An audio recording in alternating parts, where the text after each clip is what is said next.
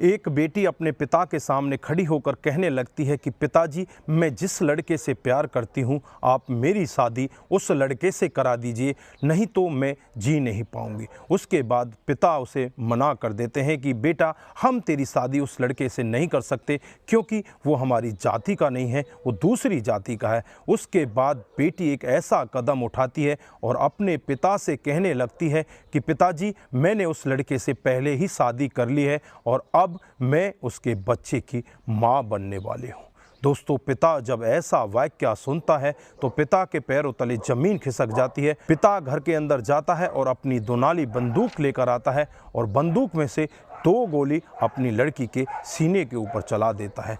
दोस्तों, लड़की वहीं पर ढेर हो जाती है। उसके बाद उसे एक बोरे के अंदर भरकर यमुना एक्सप्रेसवे पर फेंक कर आ जाते हैं। दोस्तों, जब ये पूरा मामला लोगों के सामने आता है, सोशल मीडिया के जरिए, टेलीविज़न के जरिए लोगों तक पहुंचता है तो सभी की आंखें फटी की फटी रह जाती हैं। और जब पुलिस इन माता पिता को अपनी गिरफ्त में लेती है, जब इनसे पूछताछ करती है तो एक ऐसा खुलासा होता है। दोस्तों, अगर आप भी पूरा मामला सुनेंगे तो एक बार के लिए सुन्न हो सकते हैं, आप भी सोचने के लिए मजबूर हो सकते हैं। आइए दोस्तों, जानते हैं पूरा मामला क्या था। नमस्कार, जय हिंद। आप देख रहे हैं APH न्यूज़ राहुल रावत के साथ। तो दोस्तों, आज की जो मैं हकीकत की घटना आपको बताने जा रहा हूं, दिल्ली के पास ही एक बदरपुर इलाका है। ये बदरपुर इलाके की ही हकीकत की घटना है। यहां पर आयुषी नाम की एक लड़की जिसकी उम्र 22 साल होती है, जो कॉलेज में पढ़ा करती है, उसी के साथ में एक लड़का पढ़ा करता है जिसका नाम होता है क्षेत्रपाल, जो जाति से गुर्जर होता है, पीछे से भरतपुर राजस्थान का रहने वाला होता है। जो उसके पिताजी होते हैं वो आर्मी में होते हैं और वो आर्मी में रहने की वजह से ही वो दिल्ली रहने लगते हैं और आपस में इस लड़के लड़की का स्कूल टाइम से ही आपस में प्यार हो जाता है। एक दूसरे के ये इतने करीब आ जाते हैं कि एक दूसरे से शादी करने का वादा कर लेते हैं। एक दिन का वाक़या होता है जब लड़की अपने उस बॉयफ्रेंड से कहने लगती है कि आप अपने घर वालों से बातचीत कर लीजिए, मैं अपने घर वालों से बातचीत करके आती हूँ कि हम एक दूसरे के साथ शादी करना चाहते हैं। इस पर लड़का लड़की से कहता है कि ठीक है, तुम अपने घर वालों से बातचीत करो। जब आयुषी अपने माता पिता के पास जाती है और माता पिता से कहने लगती है कि मैं अपने साथ में ही पढ़ने वाले क्षेत्रपाल से प्यार करती हूँ, उसके साथ में शादी करना चाहती हूँ। इस पर जो माता पिता होते हैं उस लड़की को साफ मना कर देते हैं और उससे कहते हैं कि तेरी शादी उसके साथ नहीं हो सकती क्योंकि वो हमारी जाति का नहीं है, वो गुर्जर जाति का है और हम दूसरी जाति के हैं।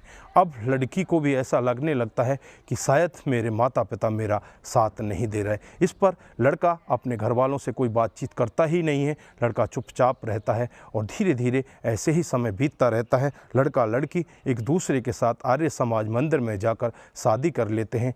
ना तो लड़की अपने घर वालों को बताती है और ना ही लड़का अपने घर वालों को बताता है। लेकिन कुछ दिन के बाद जो लड़की होती है वो गर्भवती हो जाती है। गर्भवती होने के बाद उसे लगने लगता है कि क्यों ना अब अपने माता पिता को बता देना चाहिए। एक दिन का वाक़या होता है जब अपने पिता के सामने वो लड़की खड़ी होती है, माता भी वहीं पर बैठी होती है। दोनों से कहती है कि पापा मेरी शादी उस लड़के से करा दो। दोनों से कहने लगती है कि मैं गर्भवती हो चुकी हूँ। इस पर पापा को बहुत ही ज़्यादा गुस्सा आता है। वो अपनी माँ से भी कहने लगती है कि माँ, आज से 1 साल पहले हमने शादी कर ली है। फिर माँ उससे कहती है कि क्या लड़के के घर वालों को इस सब के बारे में पता है?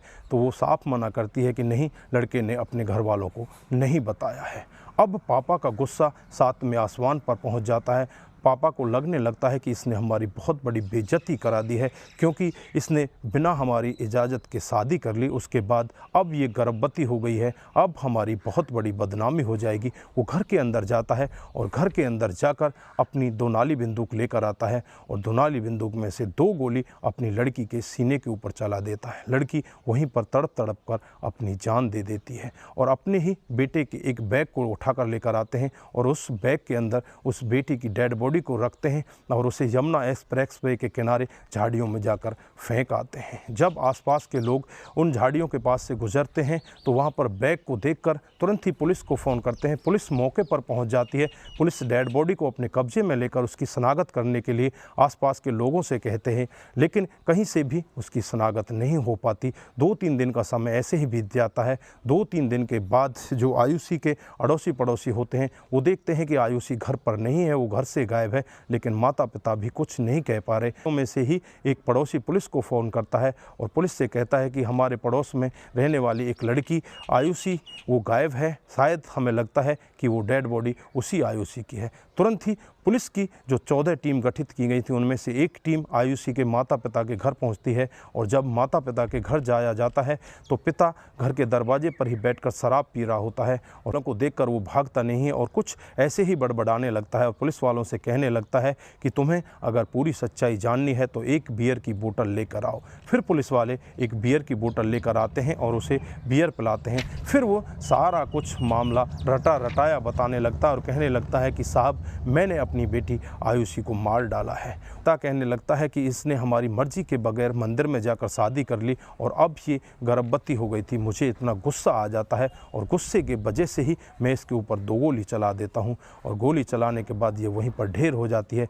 फिर हम दोनों यानी कि इसकी माँ और मैं इसे बोरे के अंदर पैक करते हैं और नज़दीकी झाड़ियों में जाकर फेंक आते हैं। जब पुलिस भी ये पूरा मामला सुनती है तो पुलिस के भी पैरों तले ज़मीन खिसक जाती है। पुलिस तुरंत ही एक्शन मोड में आती है और उन दोनों माता पिताओं के खिलाफ तमाम धाराएं लगाकर उन्हें जेल के अंदर भेज देती है। मामला सोशल मीडिया के जरिए आसपास के लोगों तक पहुंचता है तो आसपास के लोग भी ये पूरा मामला सुनकर सन्न हो जाते हैं। इधर जो लड़का होता है छत्रपाल, उसके माता पिता को तब जाकर पता चलता है कि इस कांड में हमारा बेटा है जब उसका फ़ोटो सोशल मीडिया पर दौड़ने लगता है। घटनाक्रम को सुनाने का उद्देश्य किसी को बरगलाना, किसी को बहकाना, किसी पर किसी प्रकार का दबाव बनाना नहीं है। हमारा उद्देश्य बस यही है कि आप लोग जागरूक हों और ऐसे क्राइम के बारे में जानें जो डे बाय डे हमारे समाज में बढ़ते जा रहे हैं। दोस्तों आज के लिए बस इतना ही, फिर मिलते हैं किसी नए मूड के साथ। तब तक के लिए आप अपना ख्याल रखें, अपने परिवार का ख्याल रखें, सतर्क रहें, सावधान रहें और ऐसे क्राइम को अपने आसपास ना होने दें। नमस्कार, जय हिंद,